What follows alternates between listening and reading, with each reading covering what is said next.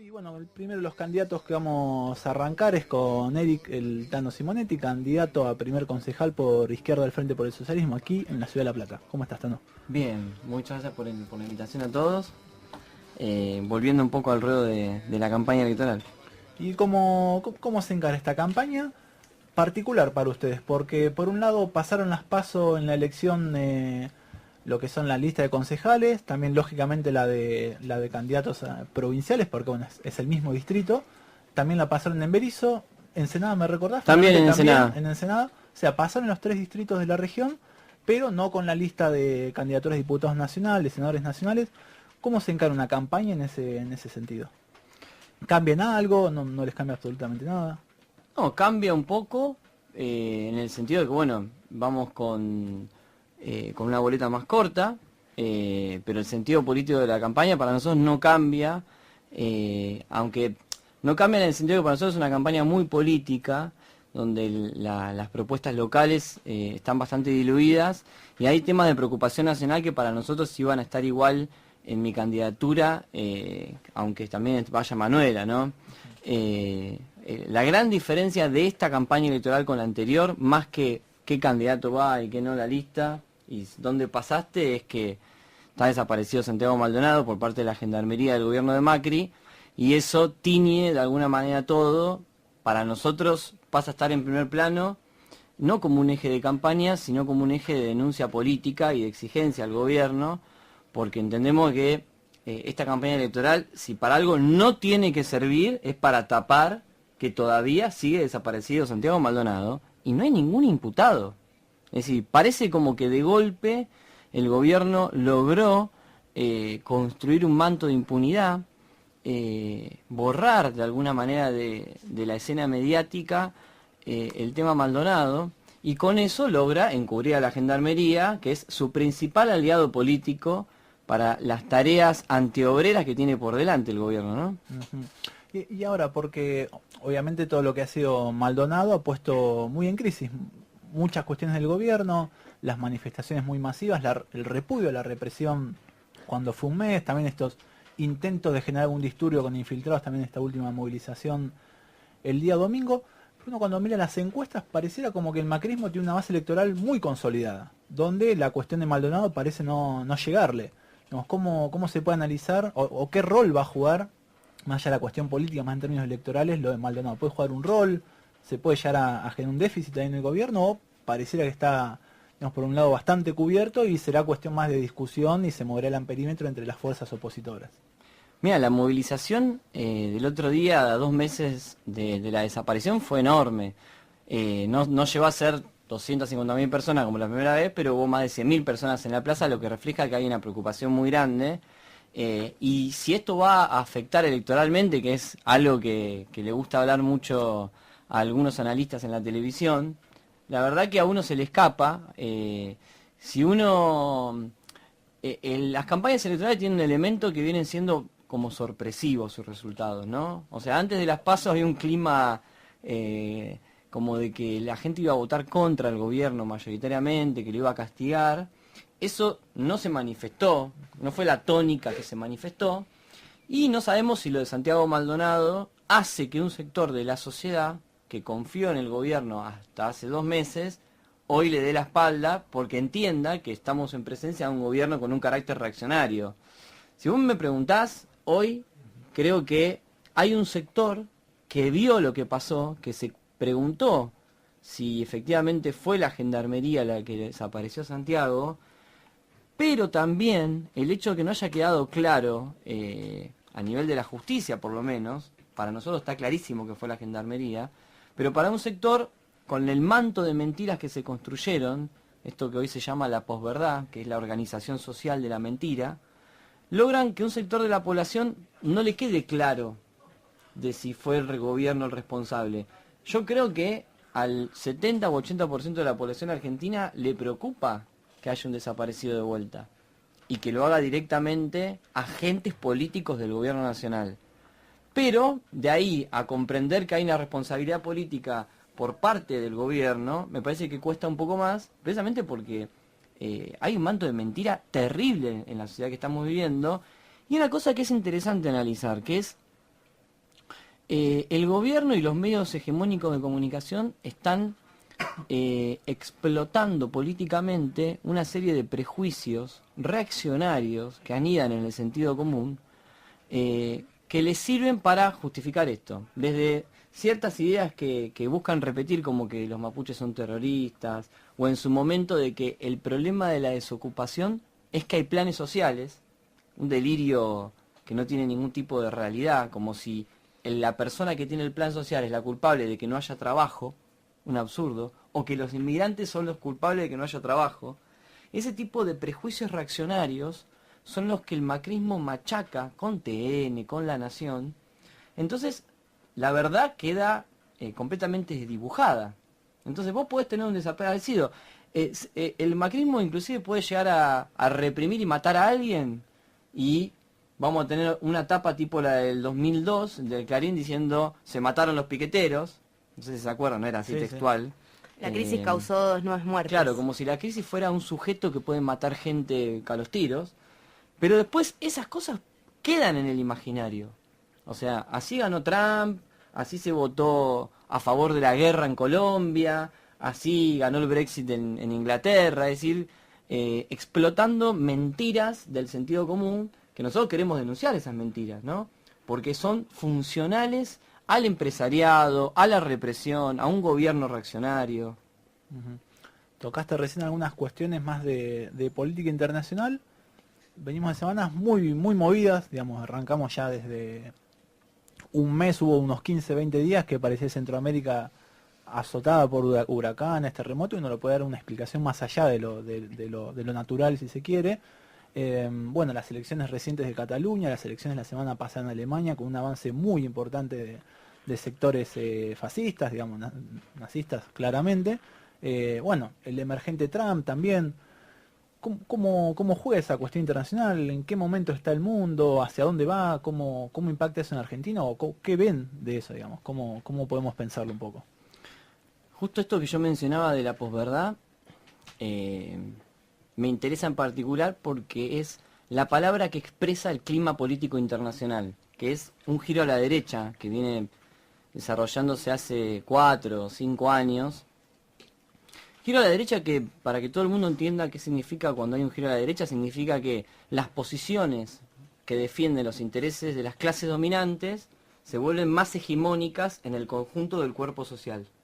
Es decir, por ejemplo, que hay que echar gente para que del lugar de trabajo para que crezca la economía, es falso, pero se termina imponiendo como verdadero para mucha gente. Entonces los que dicen que hay que echar gente ganan elecciones, ¿no? Si hoy estuviéramos en un giro a la izquierda en la política global, discursos que dicen que, por ejemplo, hay que darle asilo a los inmigrantes en Europa, tendrían más rédito electoral. No es lo que pasa en esta coyuntura. Por eso hay un clima girado a la derecha, que el triunfo de Trump es la expresión más sintética de eso, es decir, por ser el principal país del mundo a nivel de poderío económico y militar. Pero después hay una cosa que es interesante ver, que la tendencia global, la tendencia dominante va por derecha, pero tenés contratendencias específicas que cuestionan ese giro a la derecha, que para nosotros hoy el epicentro está en Cataluña. Cataluña hay un proceso que reclama por la independencia, hace ya décadas que esto es así, me diría es siglos, histórico, sí. Es histórico. Pero el elemento que tiene ahora de progresivo, por eso nosotros apoyamos el proceso de autodeterminación del pueblo catalán, y además también llamamos a votar por el sí, de una manera crítica por la dirección política que tiene, pero apoyamos el proceso, es que está despertando un proceso de movilización y autoorganización de la juventud y de una porción de los trabajadores, que se rebelan contra la imposición neoliberal del Estado español, en la figura de Rajoy centralmente ahora, que sería como un Macri allá, o sea, un político de derecha, y contra las políticas de ajuste y de austeridad que viene impulsando la Unión Europea en las últimas décadas. Es decir, la rebelión tiene un contenido específico. Hablo de rebelión porque ahí me llegan audios de una compañera que Carla, que está allá, bueno, que con un grupo de compañeros nuestros que militantes de allá, de la corriente internacional Socialismo Barbarie, recién justo veníamos charlando del audio que me estaba llegando, donde contaba que desde ayer se puede empezar a hablar que hay algún tipo de rebelión popular. Es decir, no solamente un proceso de votación pacífico, sino que empieza a haber elementos de autoorganización que se dieron específicamente el domingo alrededor de las asambleas que se forjaron alrededor de los colegios para poder defender la votación, y que eso configuró todo un escenario con epicentro en Barcelona, pero desarrollado por muchas ciudades de... Pensemos que la mayoría, el 2/3 de la población catalana se concentra en Barcelona, pero el resto de los pueblos también. Y para nosotros es importante porque estos gérmenes de autoorganización pueden configurar un proceso que es el que estamos planteando nosotros de asamblea constituyente, es decir, una refundación de Cataluña, pero no de la mano del empresariado catalán que está en contra de la independencia, y esto es un dato importante a tener en cuenta. El conjunto de la burguesía catalana, que es muy poderosa en Europa y en España en particular, está en contra del proceso independentista y apoya al PP, a la derecha española, ¿no? Entonces, para nosotros, una Cataluña libre, soberana, tiene que tener un contenido de empoderamiento de la clase trabajadora, en una perspectiva socialista, claramente, ¿no? Pero me parece que eso quizá no está planteado de forma directa en el proceso, pero como potencialidad es el elemento que pone el interés de la juventud y los trabajadores en la escena política no solo española y europea, sino internacional también. Porque acá, a veces cuando te reprimen genera simpatía por parte de algún sector de la población la represión. Acá generó un rechazo continental a la represión, por una cuestión elemental democrática, que es que los pueblos tienen derecho a elegir de qué estado son parte, ¿no? Bien. Tano, volviendo un poco a lo que sucede en el país, a las elecciones, ¿cuáles van a ser, en tu visión, esas tareas antiobreras que va a asumir el gobierno si vuelve a ganar?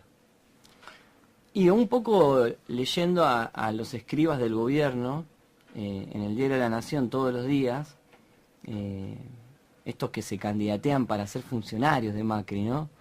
El primero fue, el congraciado fue Duhovne, el columnista de Pagni y del Diario de la Nación, que lo entronizaron casi como ministro de Economía, no hay esa figura, pero es el que comanda hoy el proceso económico.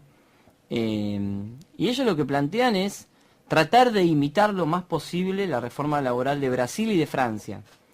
Después si lo pueden hacer o no es otra cosa, ¿no? Sería otro debate.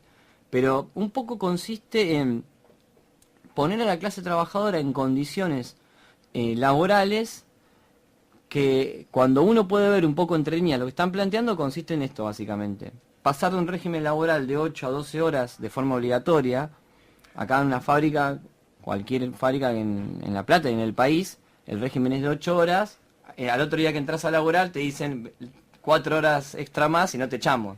En realidad es 12, de hecho, en gran parte de la fábrica. Pero ellos quieren legalizar eso para después meterte 4 horas más de extra, imagínense. Después otra cosa que quieren hacer es eliminar lo que es el contrato fijo, la planta permanente en el lugar de trabajo, donde te puedan contratar por 1 mes, 3 meses, 6 meses, y vos no tengas derecho al reclamar que estés en una planta estable. Entonces el empresario te puede echar cuando quiera, y además reducir la indemnización a nivel económico. No tener que indemnizarte por un poco de tiempo de trabajo, sino por un periodo largo. Lo otro que quieren hacer, que en Brasil lo hicieron y uno diría, ahora acá no lo van a poder hacer, eso después hay que ver, que es que vos te financies las vacaciones. O sea, vos hoy los 15 días de vacaciones, el mes de vacaciones, lo que tengas, es un derecho.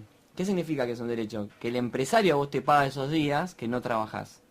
Bueno, ellos quieren que vos durante el año tengas un fondo de ahorro que te lo van sacando de tu sueldo y con eso pagar las vacaciones. Y después, una cosa que en una ley no se puede escribir, pero que lo está favoreciendo el macrismo, que es que, ¿vieron cuando el macrismo habla del empleo joven, que impulsa el empleo joven? Bueno, ¿qué consiste en eso? En echar a los trabajadores con más antigüedad que tienen sueldos que son el doble, y contratar pibes jóvenes, de 20 y pico de años o más jóvenes, por la mitad del salario, para que hagan una tarea con mayor nivel de explotación y que aumente la productividad de la fábrica. Entonces, cuando se empieza a hablar de vacaciones adelantadas, ese tipo de vacaciones no, de retiro voluntario y de empleo joven, lo que hay es bajar los salarios para los más jóvenes, echar a los más viejos que cobran más y aumentar el nivel de productividad de los más jóvenes porque todavía la espalda no la tienen rota. Esa sería como la famosa reforma antilaboral, que es el corazón de las contrarreformas, que son varias igual. Bien, Tano, recién el Rama te preguntaba por el gobierno, digamos, y estas críticas que tienen ustedes.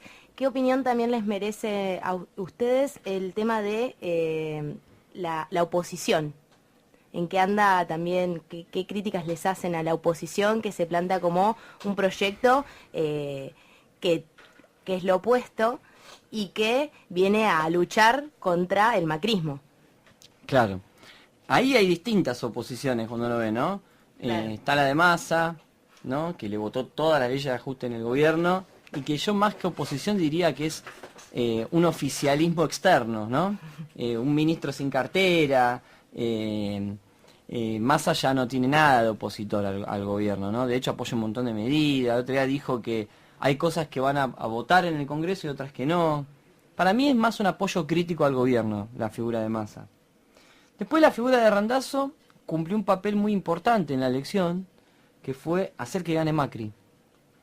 Está muy claro, acá me acuerdo cómo mucha gente, o sea, al dividir la oposición de Cristina, fue muy funcional al gobierno. La figura de Randazzo es una especie de elemento divisionista de un sector que en su base social sí es antimacrista. El sector que vota Massa no es antimacrista. El de Randazzo sí.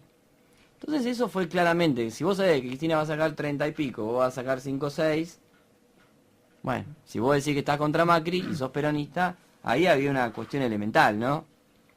Lo interesante es analizar la figura de Cristina, me parece, porque es la que más votos sacó en la provincia de Buenos Aires, es la primera minoría en la provincia de Buenos Aires y concentra de alguna manera la expectativa de muchos trabajadores y sectores populares y jóvenes que están en contra verdaderamente del ajuste de Macri, que están en contra de todo este proceso de giro a la derecha del país, que juntos a ellos nos movilizamos por la aparición con vida de Santiago Maldonado, frenamos que lo saquen a Echecolá, sacan La Plata, nos encontramos con ellos luchando contra la violencia de género. Es decir, los sectores que somos de izquierda nos encontramos muchas veces con la base social del kirchnerismo en la lucha. Es así eso. Entonces con ellos hay un gran debate que nosotros damos de una manera fraterno con la base, no con su dirección, que vemos que Cristina hoy denuncia al gobierno, denuncia el ajuste, pero no hace nada. Solamente hace recorrida de canales, inclusive llegando ya a hablar de cosas personales, como tratando de llegar a un sector más amplio, pero para nosotros la principal tarea que hay en relación al gobierno de Macri es plantear que hay que luchar en las calles. ¿Cómo se va a frenar un ajuste económico brutal solamente votando en el Congreso, teniendo diputados? Nosotros vemos eso muy limitado. Para nosotros el centro de la campaña electoral es preparar a los trabajadores políticamente para que se enfrenten en la calle al gobierno. Nosotros no queremos generar ningún tipo de expectativa en que Cristina en el Senado va a ser un freno a las políticas de ajuste al gobierno. De ninguna manera. Tampoco vemos, claramente no son lo mismo, pero las leyes, cuando lo vemos a Pichetto hablar en el Senado, que a Pichetto lo llevó Cristina, digo, no olvidemos que a Pichetto y esta manga de votadores seriales de las leyes de ajuste de Macri, lo llevó Cristina, y lo llevó Scioli. Es decir, el kirchnerismo, la dirección kirchnerista, no es ninguna garantía de que va a ser un bloqueo de las leyes de ajuste. Todo lo contrario. A mí más bien me parece que ellos van a negociar. Y después otra cosa más. Cuando ves al kirchnerismo en su dirección sindical, por ejemplo en la CTA, y los sindicatos del SUTEBA, la CETERA, no viene haciendo nada para confrontar con el gobierno. Hay un proceso en marcha de reforma antieducativa para mercantilizar la educación en Argentina, y la CETERA no hace nada. Hace reuniones de delegados para debatir el plan maestro, pero no llama asambleas para votar un plan de lucha para enfrentarlo. Tuvieron semanas tomados decenas de colegios en Capital y no hubo un solo día de paro docente dirigido en Capital, dirigido por el kirchnerismo para apoyar el proceso de toma de colegios. O sea, el kirchnerismo es una dirección formalmente opositora. Para nosotros lo que hace falta es una dirección de lucha, no solamente en el Congreso, sino en la calle, y eso el kirchnerismo no nos lo puede dar. Nos metemos un poquito en los debates de la izquierda, ¿no? También, que son ejes de, capaz no lo más visible en la campaña, porque lógicamente van a estar centrados en la denuncia del gobierno, de esta falsa oposición como le dicen, pero hay debates también. Uno en su momento fue un debate importante cuando los diputados del Frente Izquierda estuvieron en contra de marginar a Julio De Vido del Congreso, ¿no? La semana pasada la Ciudad de La Plata estuvo muy convulsionada por el hecho, bueno, que ocurrió ahí en calle 44 con la detención de Medina en Punta Arenas, pero bueno, todos los sucesos en torno a la intervención de la UOCRA. En esa ocasión también apareció un repudio de parte tuya, de tu espacio político, a esa detención, más o menos así sería el posicionamiento. Uno de antemano dice, raro ver a la izquierda, entre comillas lo pongo, defendiendo a Vido, defendiendo a Pata de Medina. ¿Cómo se explica desde la izquierda o desde el MAS, que es lo que te toca a vos, este posicionamiento específicamente con el Pata Medina, y también otras generalizaciones que se puedan hacer o casos similares que puedan estar ocurriendo próximamente? Lo del Pata Medina es interesante de analizar porque el gobierno realiza una maniobra política que le sale muy bien, que es, para atacar al sindicalismo, ataca al más malo, es decir, al que está más desprestigiado, ¿no? Claro. Es decir, es como cuando metieron presa a Milagro Sala, que nosotros al día de hoy reclamamos la libertad de Milagro Sala, sin darle ningún apoyo político ni a Milagro Sala ni al Pata Medina. Nosotros reclamamos en su momento su libertad, y con el Pata Medina fue clarísimo, fue un hecho que buscó advertirle al conjunto del sindicalismo, no solamente a la dirección burocrática y empresarial y mafiosa como la que es el Pata Medina, sino al conjunto de los dirigentes sindicales del país, que si no se acomodan a ir arreglando cómo va a ser la reforma laboral y la modificación de los convenios colectivos, le va a pasar lo del Pata Medina. Es decir, acá el problema de la izquierda, que yo vi declaraciones del Partido Obrero que fueron escandalosas, casi gorilas, lo tengo que decir en esos términos, diciendo que esto era un hecho progresivo. Es decir, que la gendarmería y el gobierno antiobrero detenga a un dirigente burocrático, pero de los trabajadores, un dirigente de los trabajadores, burocrático, millonario, es una desubicación política terrible. O sea, ¿qué están buscando? ¿Votos de la base de derecha del macrismo? ¿No pueden sostener una posición de independencia política clara con respecto al gobierno? Nosotros con el gobierno de Macri no hacemos nada. Inclusive no vamos a votar el encarcelamiento debido con este gobierno reaccionario. Nosotros con este gobierno no vamos a ningún lado. No apoyamos ninguna medida de este gobierno. Y mucho menos una medida política que busca marcarle la cancha al conjunto de la dirigencia sindical. Porque hoy van por el más impresentable de todos, que es el Pata Medina, pero después van por el sindicato, por el SUTNA, después van por el SUTEBA. Yo te doy un ejemplo concreto. Yo soy delegado docente del SUTEBA, de la lista multicolor. Mi dirigente sindical es Baradel. Si lo quieren meter preso, yo lo voy a defender a Baradel. Y estoy seguro que Baradel está metido en 2 millones de chanchullos. Y igual lo voy a defender porque es un ataque por derecha, que está defendiendo la patronal.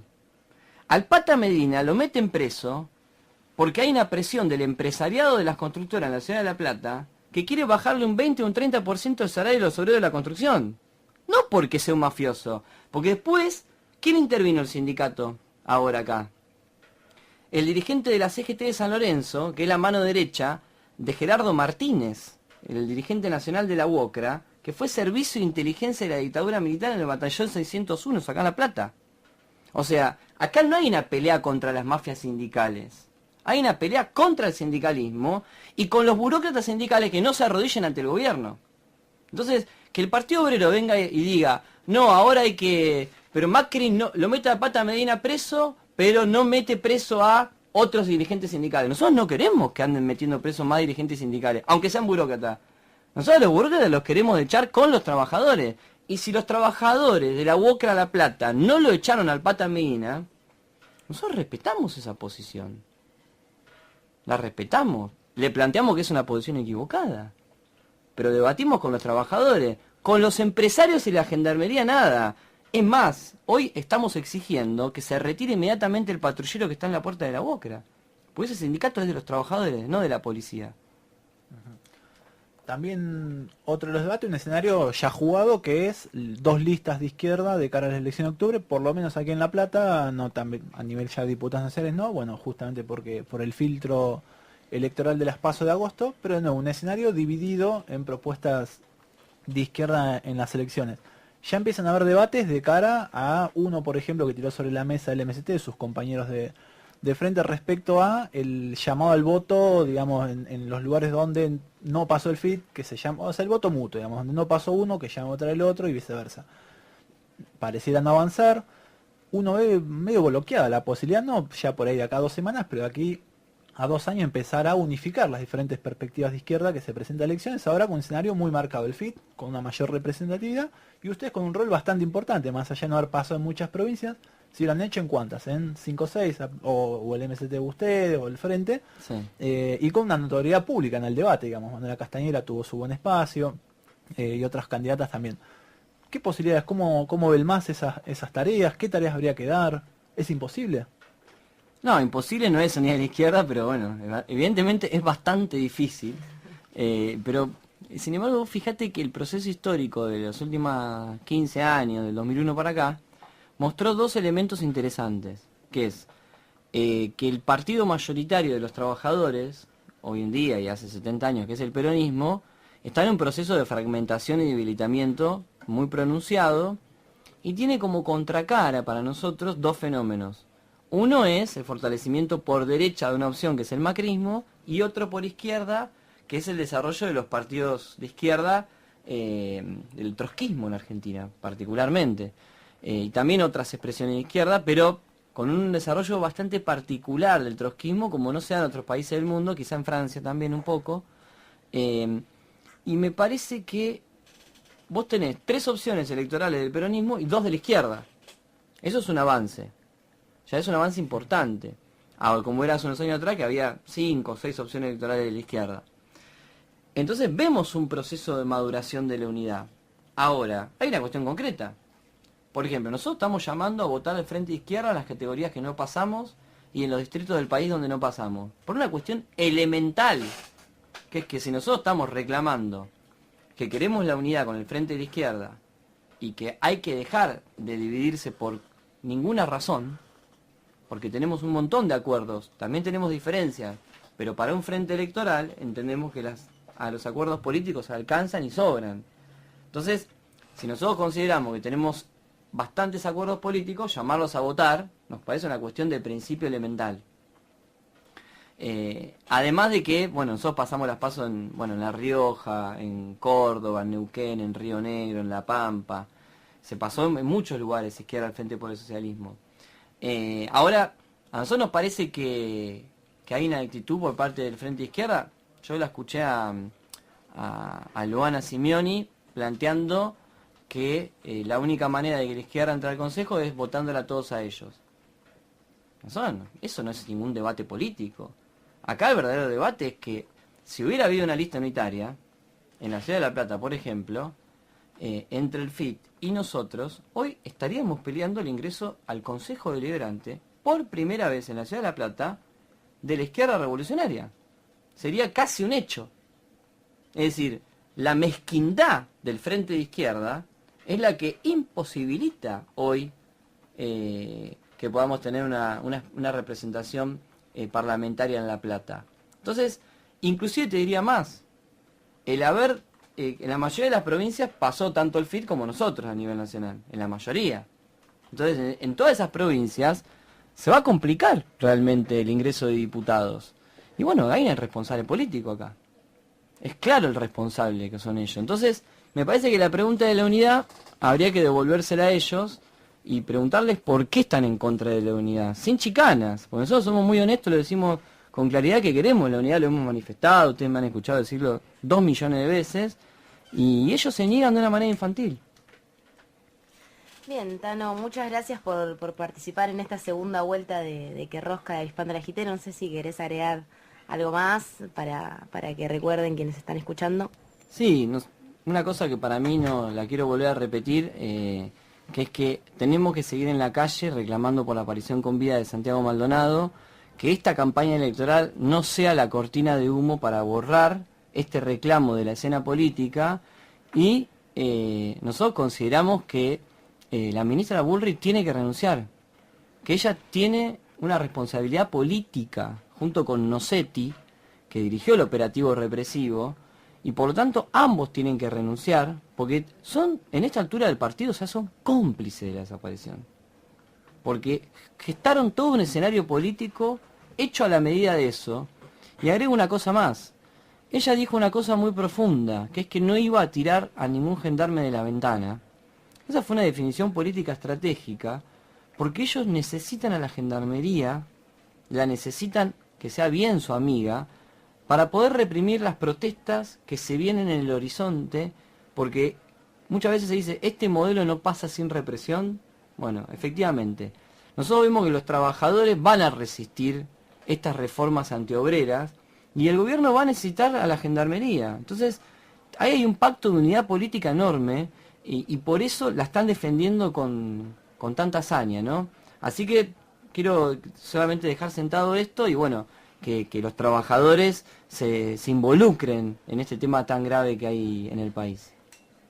Bien, bueno, muchas gracias. Y sí, acá en Avispando los Giteros también seguimos pidiendo la aparición con vida de Santiago Maldonado. Hace ya más de 50 días que está desaparecido, y bueno, está bueno recordarlo al aire.